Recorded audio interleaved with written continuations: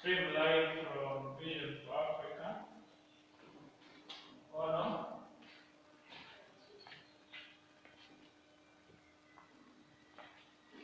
Derek, we have started. You're welcome once again to our live stream. My name is John Abiarugaba. I am a teacher at Vision for Africa Primary School in Mukono District, one of the best schools in Mukono, a Christian school. However, we are not open for admission. Bringing you live updates on the English language and how we are going to be doing things here and there. Last time we had a broadcast, we were discussing about the relative clauses. I would love to give you a comprehensive recapitulation about the relative clauses. Remember, we wrote two sentences. I would request my camera person to focus right here so that we come here and we do some recap. We wrote two sentences. The first one was the girl in the yellow dress, in the green dress. The girl in the green dress. Then another sentence was the girl in who has a green dress. For our viewers who are joining us, we are doing a recap of what we did last time, then we shall introduce the new lesson today. We said the difference between these two sentences is that this one from right here, from in, which is a preposition, to the dress is what we call a prepositional phrase. Why is it called a prepositional phrase? Because it has got a preposition, it links the object to the rest of the sentence.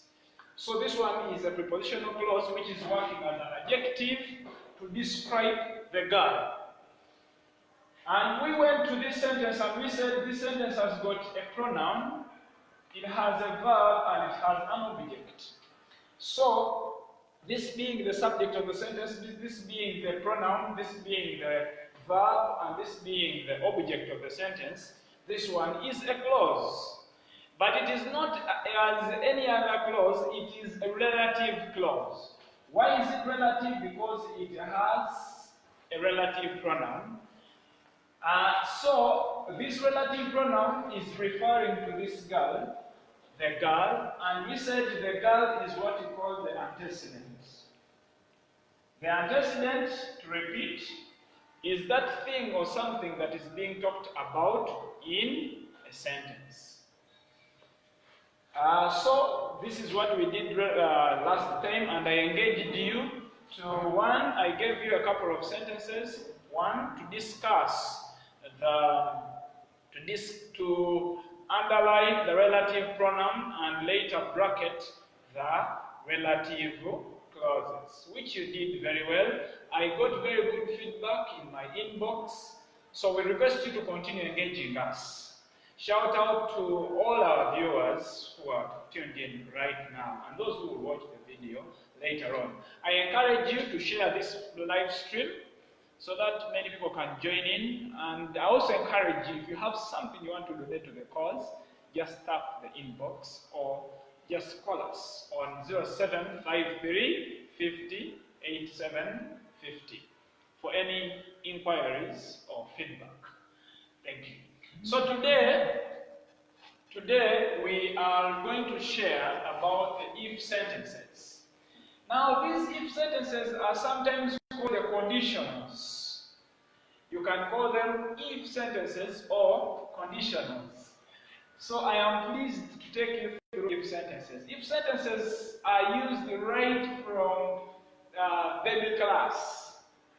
Because the teacher can tell a child, if you don't do my work, I will do this. The teacher is using if sentences, but in primary 5, primary 6, and primary 7, we choose to go in details to share for a child to understand these sentences comprehensively. So we are going to sink into the if sentences today. You also need the if sentences as a parent, as a teacher, as a person who speaks English. You need to learn this kind of English.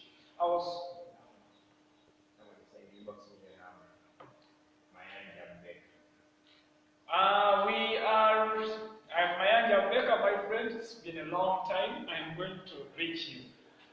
You ate a lot of money. So we are sharing about if sentences. And I said that in primary 5 and primary 6 and primary 7, we do comprehensive teaching about if sentences. So that a child can speak with conscious of what they are speaking. So that a child can self-check the mistakes they make while speaking. It is very essential.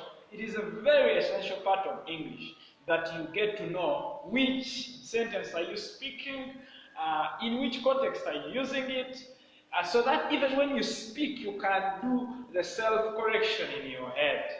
So before I go to if sentences or conditional sentences are part of a chain of sentences. They are sentences, literally, is a group of words that expresses complete meaning. It is more meaningful than a clause, but it is a group of sentences, a group of words. So we have different types of sentences that I would love to take you through before I go specifically into the if sentences. We have what you call the interrogatives, or interrogative sentences, but I prefer calling them interrogatives. Now these interrogatives, as you've watched detective movies and you hear somebody has been taken into the interrogation room, I don't know whether you still doubt what happens in the interrogation room. When you enter into the interrogation room, you are asked questions. So these interrogatives are sentences that are used to ask questions. So if you are taking notes, you can write and say, interrogative sentences are used to ask questions. Interrogative sentences are used to ask questions. We have what we call the negative, let's start with the affirmative sentences. Affirmative sentences. Now these affirmative sentences affirm, the short word is affirm. They are positive sentences. You can choose to call them positive or affirmative. If you are in a debate setting, you have the negatives and the affirmatives. These ones confirm that something has been done, something is being done, or something will be done.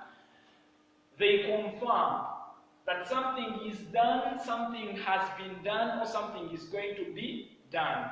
So they are affirmative, they affirm. We have the other sentences called the negative sentences. Now these negative sentences are negative in nature because they contain negative words. They show that something was not done, something will not be done, or something is not being done. So they have that negative context in them. So when you're speaking and you put the word negative words like neither, words like not, words like to in some context, then you are speaking or you're writing negative sentences. Lastly, at this level, we have what we call the imperatives. The imperatives. Now, these imperatives are sentences. They have different categories. They include commands. When you command someone, that one is also a type of an imperative. Please go out. No, when you are commanding, you cannot include please. You say go out. That is an imperative. They include requests. I request, please give me something. You can, when you request for something, it is an imperative. They also include pieces of advice. So when you are advising someone, you also use imperatives. So just to take you through once again, I said the interrogatives ask questions. Remember the why, what, how, why, what, such sentences, who. They are called interrogatives. Then the affirmatives, these ones affirm that something has been done, something was done, something will be done, something is being done. We have the negative sentences. These ones are negative in nature. They show that something was not done, something has not been done, something is not being done, or something will not be done. I am trying to cover all the spectrum of the three major tenses: past, present, and future. Then we discussed about the imperatives, and we said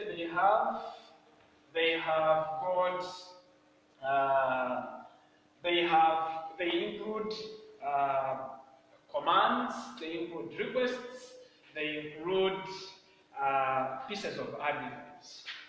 So we can now, if you have taken notes, thank you, job well done. We can now go to what brought us today. I encourage you to drop questions. If you have questions, drop them so that we can share further and we discuss to understand very well.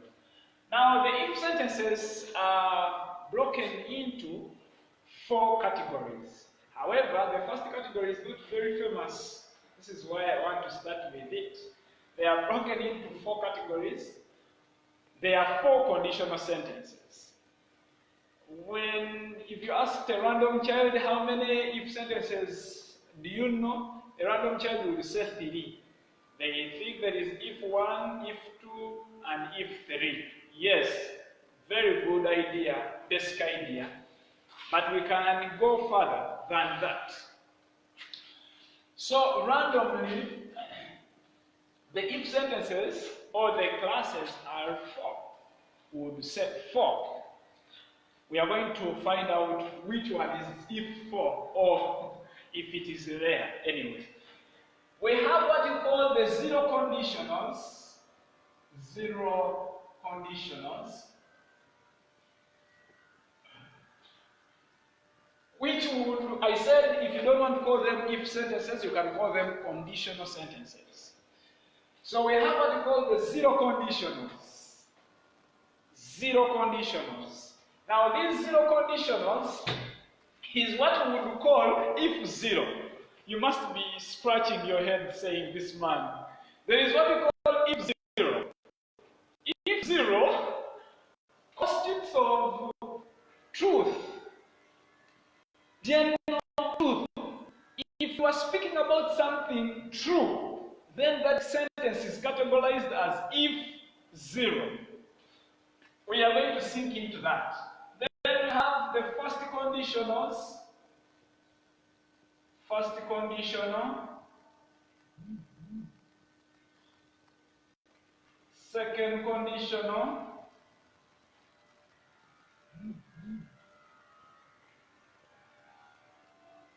And the third condition. Third condition. So, these are the 4 categories of if sentences that are not very famous. The first one, actually, these ones we know. This one, if you don't call it first condition, you can call it if 1. This one, if you don't want to call it, you can call it if 2. This one, you can call it if 3. This one being if 0. I tell my children that it is if 0. So you have if 0, if 1, if 2, if 3. So those are the 4 categories of conditional sentences that are there in the English language. Let's sink into each one of them. If time allows us, we shall do whatever it takes to cover a good spectrum of them. Let's look at if 0. Now what makes up if 0? If 0 sentences are quite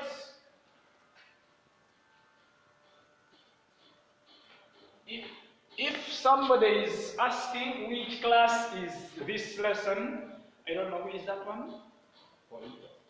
little. My friend, this lesson cuts across.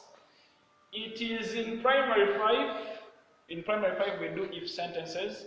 In primary 6 we do if sentences. In primary 7 we do if sentences. In real life we do if sentences.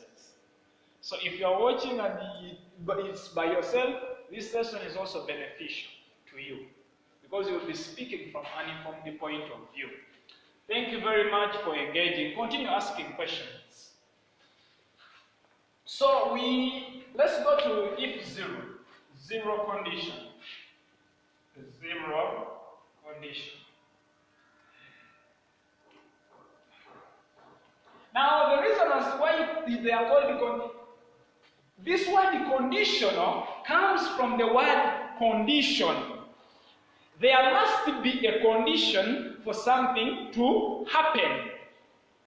So when we say zero condition, this means that there is no condition in this sentence.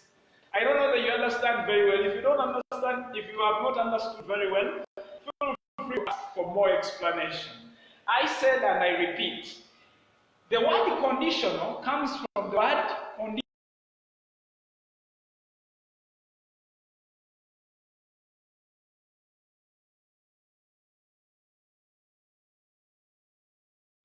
Now, the reason why this one is called zero conditional is because it has not got any condition that is supposed to be met for the event to take place.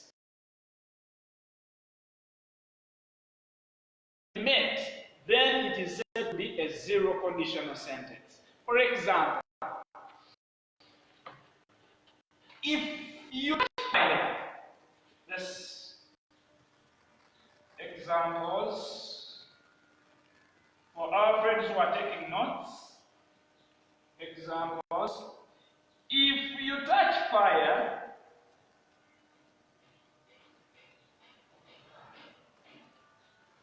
you get burnt. You get burnt. It is clear there is no condition to be met here. The moment you touch fire, you get burnt. So this is not the first condition, not the second condition, not the third condition. It is zero condition.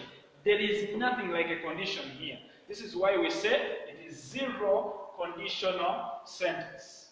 So, when they say, the moment you touch fire, you get burnt. Let me give you the second sentence. If you hit ice, it melts. They are characterized by having present simple tense in the main clause, and the still present simple tense in the if clause. So, the moment you hit ice, it melts. No condition, nothing. So, this is said to be a zero condition. I believe I explained very well. Now, if you want to go ahead and construct some more sentences that do not require conditions. If sentences that do not require conditions. And we shall be able, you share with us after the lesson, our WhatsApp number, you continue sharing with us. So if you construct sentences,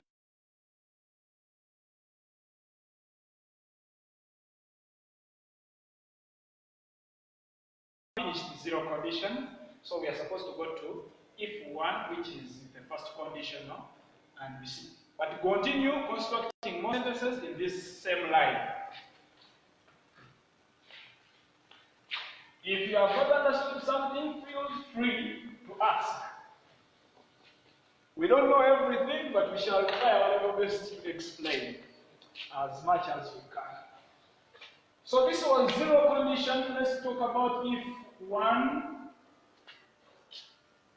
If one, what makes up if one? If one is made up by events and conditions that will be met that can easily be met for the event to take place. If it will be met so that the event takes place, that one is categorized as if one. For example, and what you have to take note of is that it uses future simple tense in the main clause, and it also uses the present simple tense in the if. Things you have to take to note. Let me just write them here.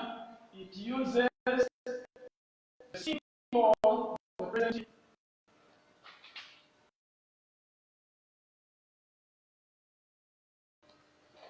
simple tense in the if clause,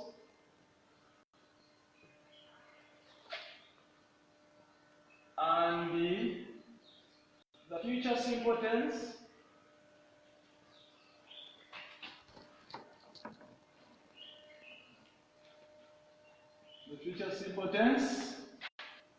in the main clause. Now somebody out there might be wondering which one is the if clause, which one is the main clause. We are going to deal with that very soon. So let's look at the examples here.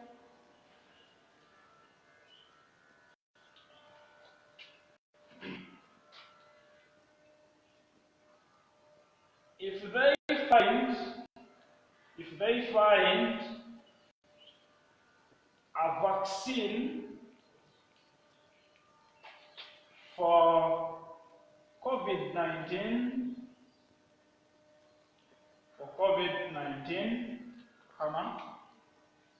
we shall celebrate.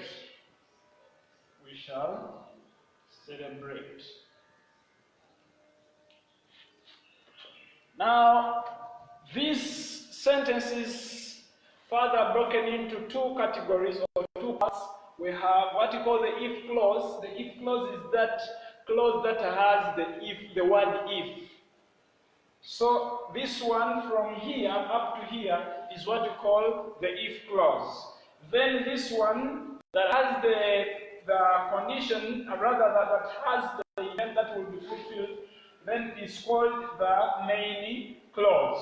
So like the condition is finding the vaccine for COVID-19, then what will happen is the celebration. So you can see that the celebration, for us to celebrate, the condition must be met. This is why it is called if one. And the condition can easily be met. If they find a vaccine for COVID-19, we shall celebrate. So we can construct another one. If I get money, comma. So this one becomes the if clause, as we said. It is separated with a comma. If you begin with the if clause, you have to punctuate your sentences with your clauses with a comma. Then you say, if I get money, I will go to town. So this is the main clause. This is what we call the main clause. So for this person to go to town, this person has to get money. It is still possible that if he gets money, he goes to town. That is what we call if one. One more sentence and we go to if two because we don't have a lot of time. If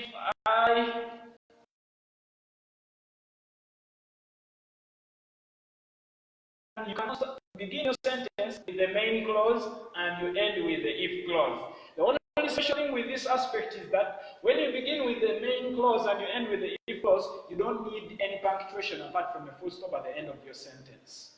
So we can say, I will buy a new car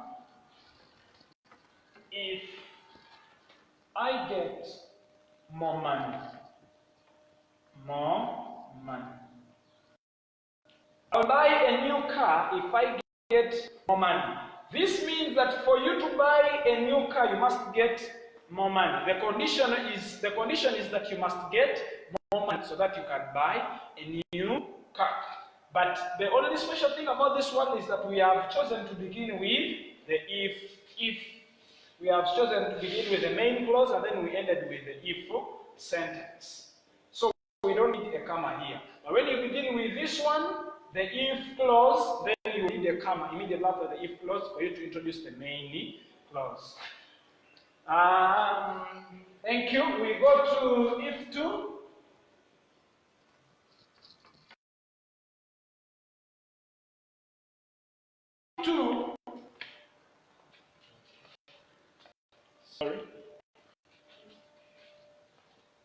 If two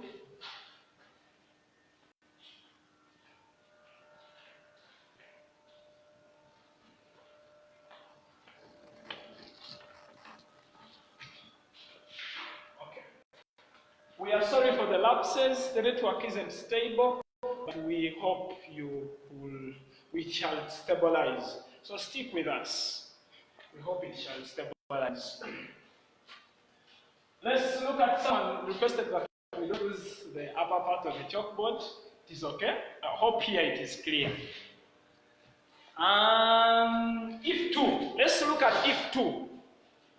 Now, if two is kinda a regulative if. If you are regulating, use if two.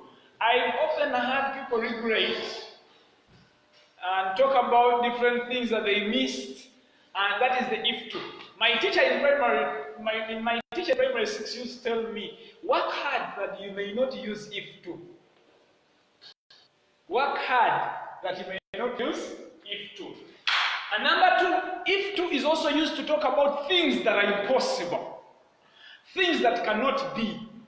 So if you want to show that something cannot be, then you use if two. For example, what you have to know, it uses the past simple. What you have to take note of, it uses the past simple tense in the if clause, the past simple tense in the if clause, the past simple tense, in the past simple tense in the if clause, in the if clause. And it uses what you call the conditional, future conditional. What we call the would. That tense is called the future conditional. Would. And it uses and the would in the main clause. This would is called the future conditional. Now, this is simple. The formula, the simple formula that you can take. Most especially used in the main clause.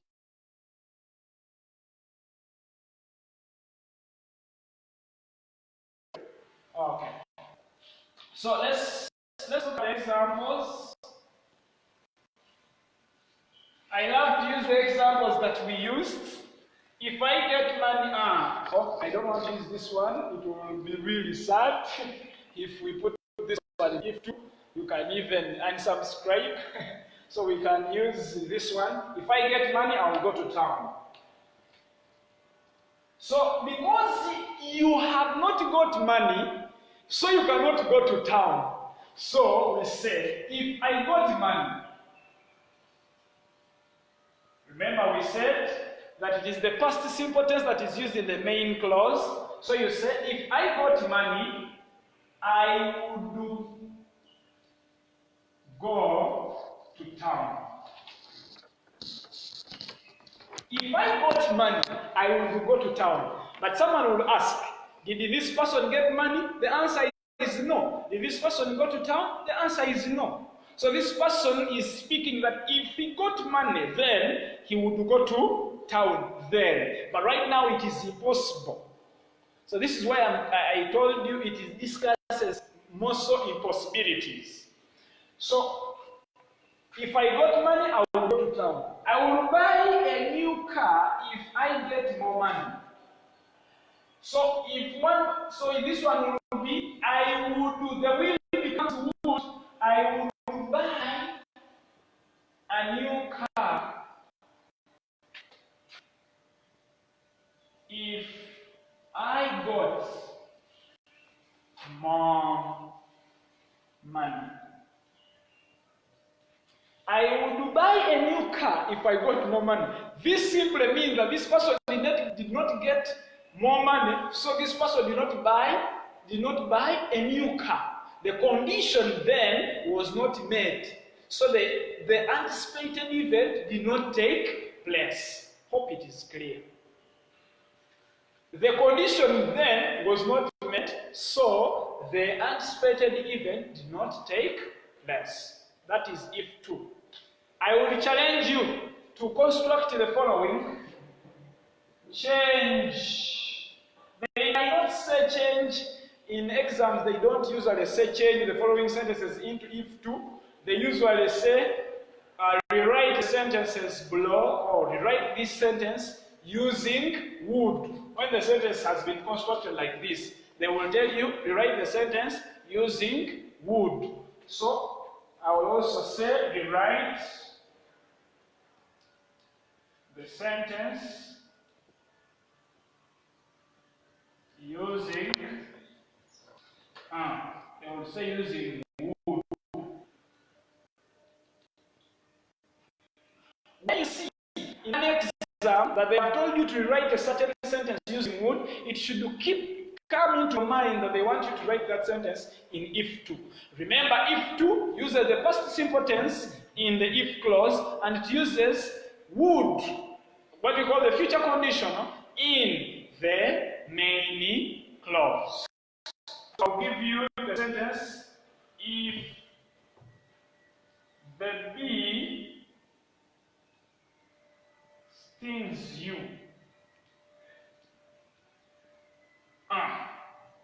you will swell. So feel free to try that sentence.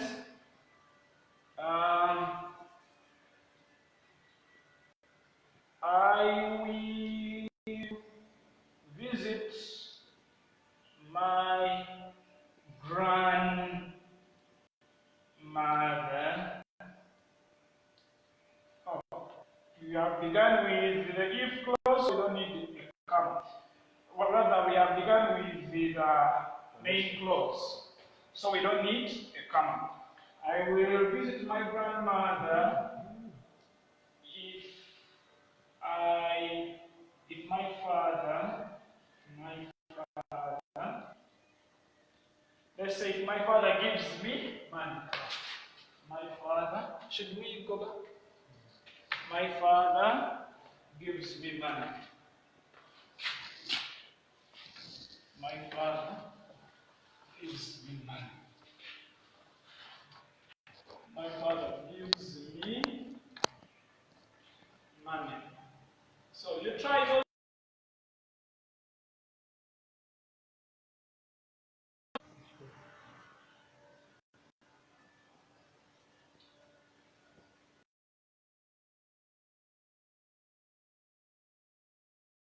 It's a very good sentence. I will travel if the quarantine is lifted. That is a very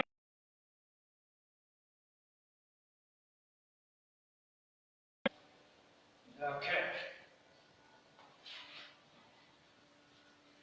We resume.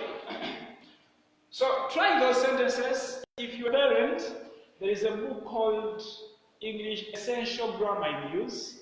Go to PDF Drive and download it. You'll find those exercises in there. And there is another book called Assessment Plus, Book 7.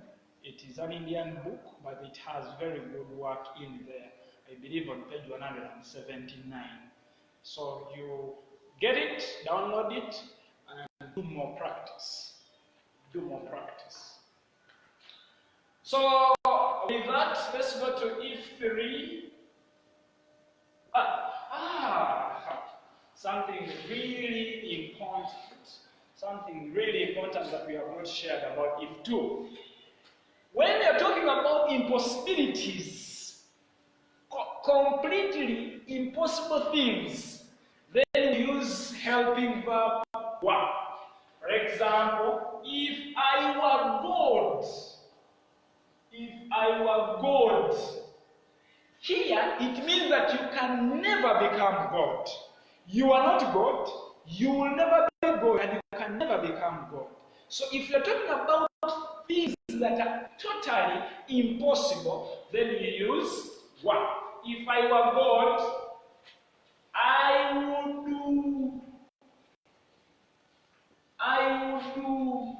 make man live forever. Live forever. If I were God, I would make man live forever. Sorry, you are not God. So you cannot make any change. So this is if2. If I were an angel, I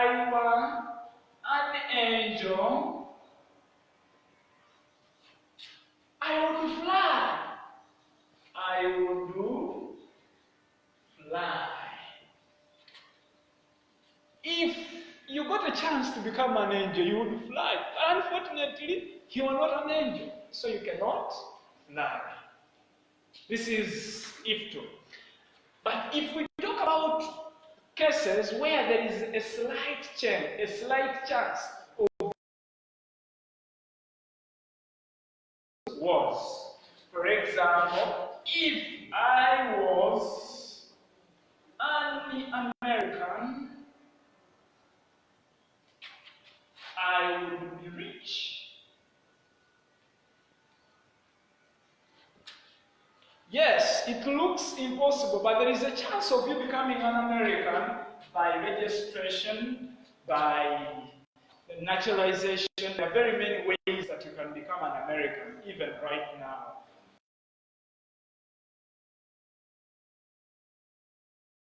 Use were. That's the difference. I want to give an example. If I was a farmer, I would grow grapes.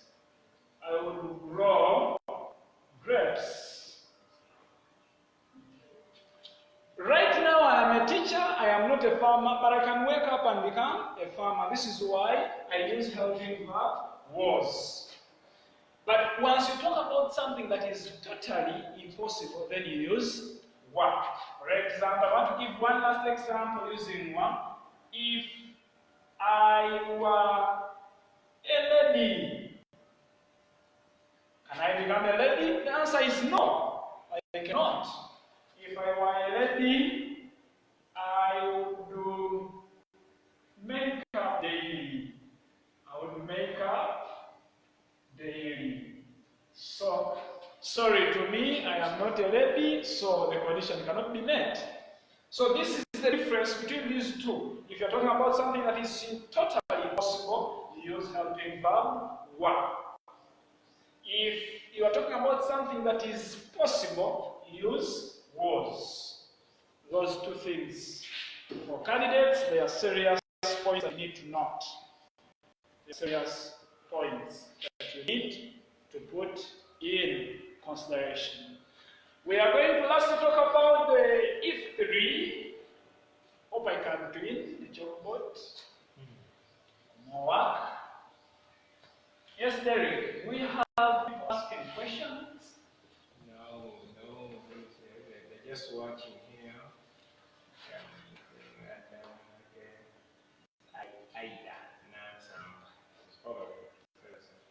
Thank you very much. Continue asking questions. Type the questions. And you can also call us. The number is right here.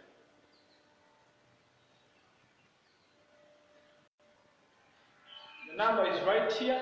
Call, text, and WhatsApp your questions and if you want some papers to be sent to you, you can still WhatsApp us, you can still call us, we can arrange.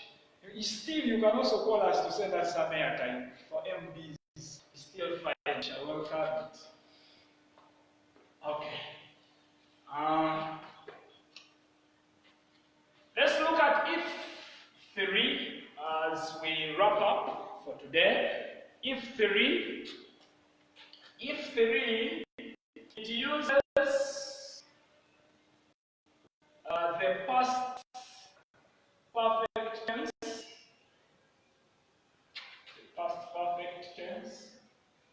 in the if clause,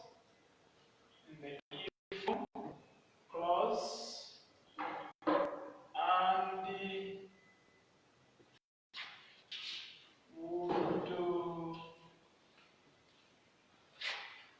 would plus the present perfect tense. I don't want my children to cram. This is why I don't want them to say would have, would have. The have is a helping verb that is standing with the main verb to make the present perfect tense. So let's look at the examples.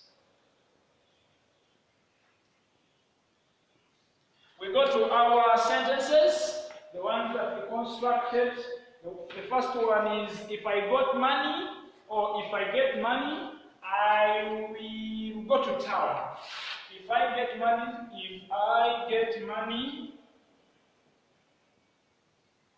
I will go to town. We said this is if one. So they can give you such a sentence and tell you, write the sentence either using had or using would have. So we said that it uses the past perfect tense in the if clause and it uses would plus the present perfect tense in the main clause. So we are going to look at it and see. Share with us. Okay. If, remember, the past perfect tense uses had and the past participle form of the main verb. So the main verb here is get. So we shall say, if had got money, then we said it uses would, I would, plus this one in the main verb, so we have to put it in the present perfect tense. So we say would have gone.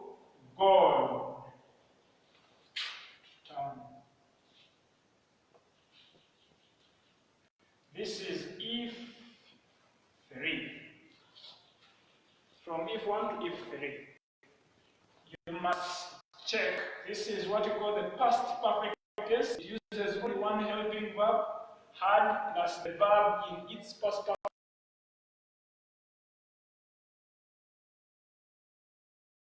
It uses two helping verbs, has and have, plus the verb in the past perfect form.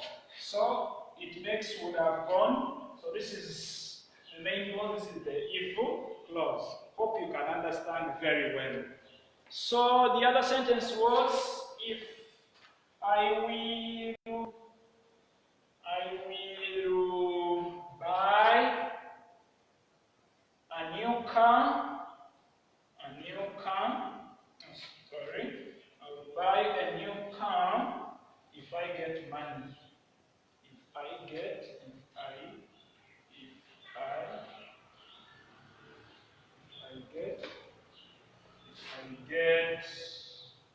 more money.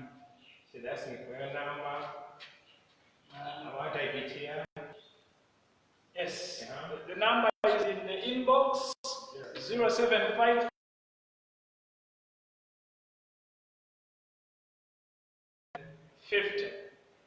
You can peruse through the comment box, you will find it right there. So this was our if, then this is the present tense, we must change it to past T.